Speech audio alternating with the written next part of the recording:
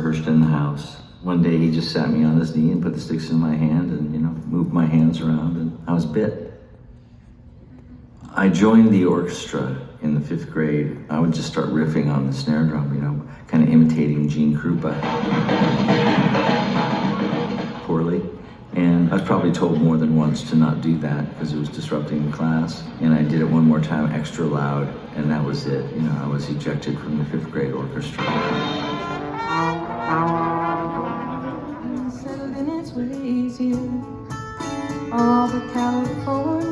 I was living in Southern California. I was in various different bands, and we played surf music because that was really big, in the 60s. Hugely influenced by the Beatles because no one had ever heard anything like that before. But I just had this feeling that, wow, that is so different than anything that I've ever heard. That means that if they can do that, maybe I can be part of something like that too. The summer of my 11th grade, the moment that I decided that I wanted to be a musician and nothing else, my mom was very supportive of that. We didn't have a lot of money. So that summer she said to me, Russ, you're gonna have to get a job this summer. A block away, there was a Signal gas station. I got a job there for the summer. And at the end of the workday, your hands are absolutely black and it's summer and you've sweated your ass off the whole day. And at that moment, when I finished my last day, I said, that's it.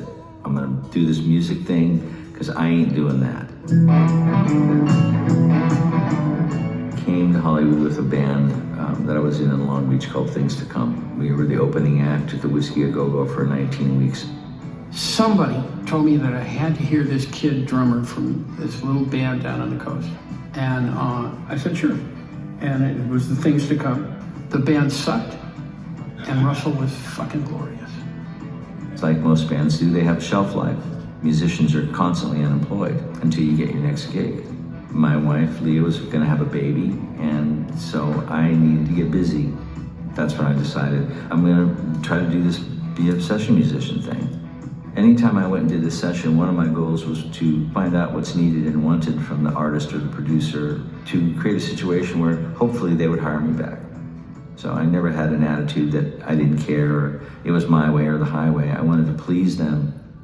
My main goal was to not get fired. There's a young cowboy who lives on the range. All of us met over at Peter Asher's pad in his living room. It's the first time I met Danny Korchmar sitting playing acoustic guitar. And I put my drum set up and we rehearsed the songs for Sweet Baby James. We rehearsed there in the afternoon and went in the studio at night and did the songs. We were relying to some degree on the creativity of the musicians. Peter expected all of us to think like producers. In other words, we're supposed to play stuff that was going to help the record. What Cooch contributes, or Russ, that can take it in its own direction. And then from there, everything, the dominoes started to fall. I was 15, and I was heavily influenced by James Taylor. He had impacted me in that I learned everything I could off the record. And I remember getting the record and just playing it over and over and over again. I mean, James was like the catalyst for this new movement in music. Once he got on the cover of Time magazine, Yeah, it changed dramatically. right, James became this huge star. I don't think any of us, No. we weren't sitting around going, oh, it's going to be huge. Oh, it's going to be. We didn't think like that. I didn't like that. That's a good song. The next one, that's a good song too. Right. That's not such a good one. That one is a good song. Yeah. That's all we thought about at the moment. We don't sit around thinking about, we're going to be a star. This guy's going to be a huge star. I think we were kind of being quiet so no one yanked us out of the position that we were already Good in. point. Good point. Exactly. Keep it on the low now. After the record became very successful, I wanted to get the whole band who played on the record to come and play the troubadour. Right now I'd like to bring out some other people to help me out a little bit. Mr. Russell Kunkel and Mr. Leland Sklar. Yeah, I mean, for me, meeting all you guys, I came in slightly after the fact that, that album had been cut and the gig at the Troubadour had been booked to do. And I met James at our Wolfgang rehearsal. John Fishback, he was just a friend of the band. One of our rehearsals, he brought a friend of his along with him, who turned out to be James Taylor. Because I distinctly remember him calling me, telling me that he'd found, the bass player of his dreams. They tracked me down and they asked me if I would play this gig with them. And I said, oh, I'd love to. And that was where I met Cooch for the first time, and I met Russ. I was playing one show with the guy, I was still in college, and next thing I know, it turned into 50 plus years.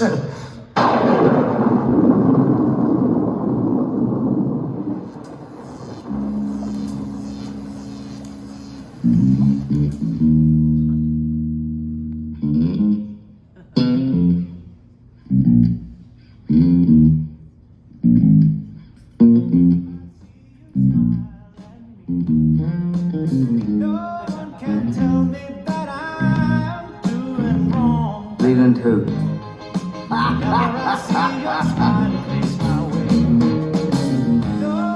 And Lee, I mean, the way he plays, it's like he literally makes love to the bass.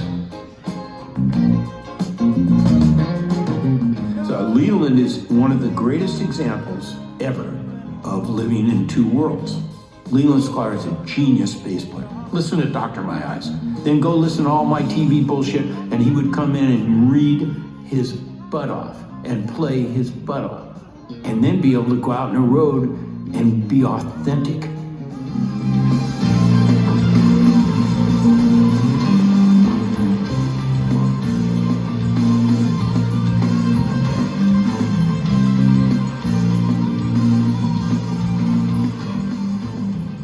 My earliest memories about music really were the Liberace show.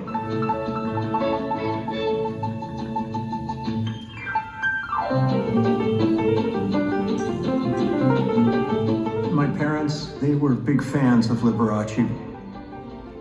I was about 4 years old, and I'd sneak around the corner while they were watching it, and I'd lay there and I'd watch it too. And I just became enamored with the whole kind of panache of him sitting there in his tux and his big rings and a candelabra. For some reason, when I sat down at a piano, I had an affinity.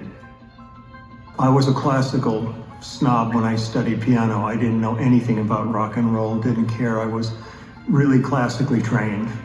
It wasn't until the Beatles that I really turned my head around and thought there was something more to look at.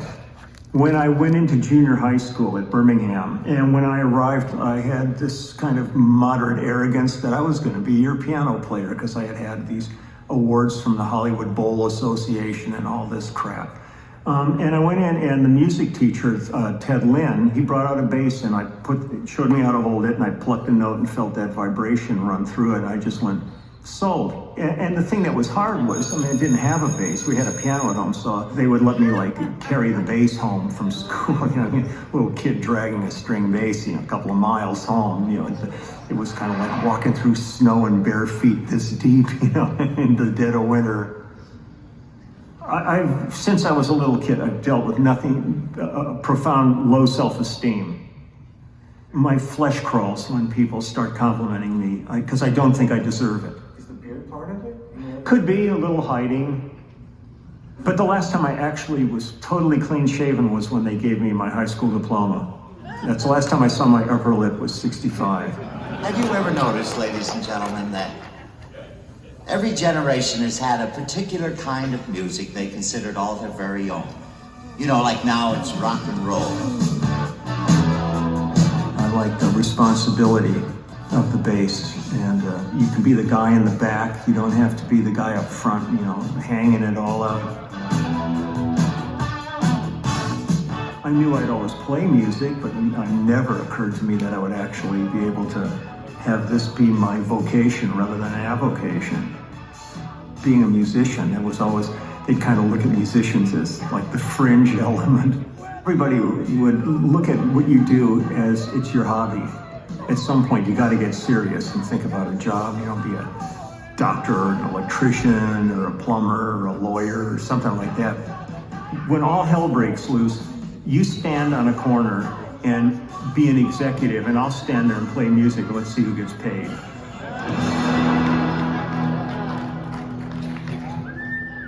Carole, Danny, Lee, and I toured the Sweet Baby James album with James, and she'd been writing these songs, and he really encouraged her to get out there and do it. She gets introduced, well, I introduced her to James and Peter and all, and there started to be this whole circle of people who were working together. Russ, Lee, of course. Carole was there as the piano player. So one night, I don't know whether it was prepared or not, but he says, this is Carole King. She's written some incredibly great songs. Carole, sing a few songs for the audience. And she didn't know what to expect and was terrified.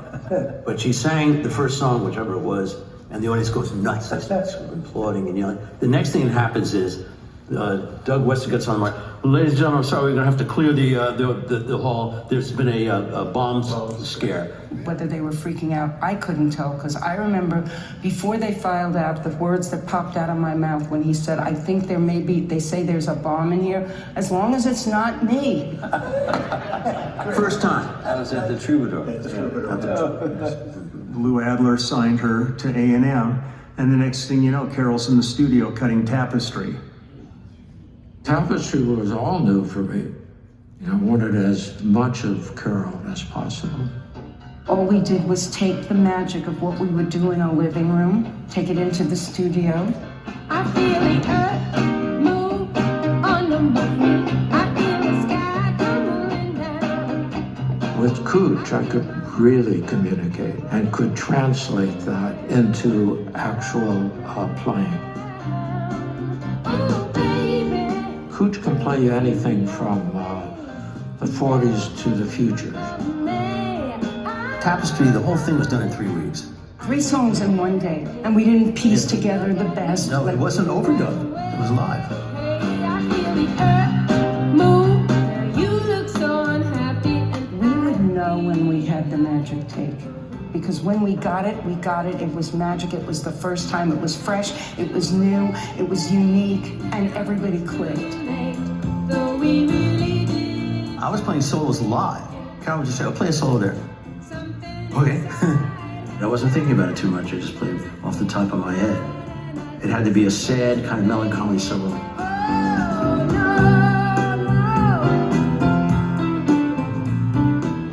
Solos Cooch played on Carole's record, they were brilliant because they were a little bit jazzy in a way and not strictly rock and roll.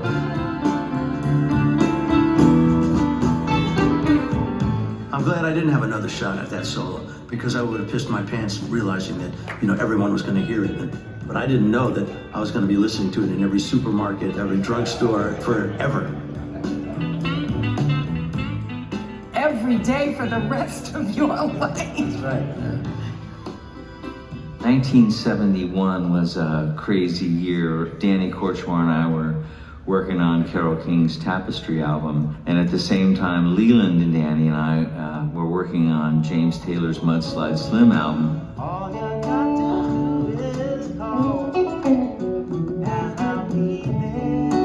It was a busy time. Sure was, yeah. I was an avid record buyer, and I bought records by people I liked, but also by the guys behind. You'd follow certain people, you know. I was transfixed by what those guys did to support the songs, and that changed the whole way I thought about what a session guy does, how to support a song, what a band does, what a bass player does, what a drummer does. I remember seeing Russ Kunkel's name on records. Of course, you know, the James Taylor records.